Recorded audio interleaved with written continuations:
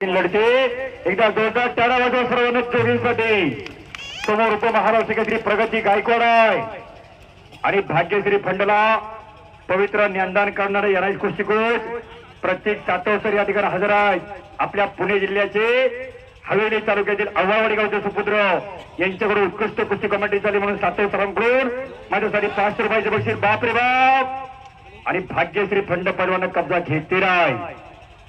मुलगी चूल आणि मूळ इतर थांबली नाही पाहिजे. जिथे हाती पाडण्याची झोरी ती जगाचा उद्धार करेल.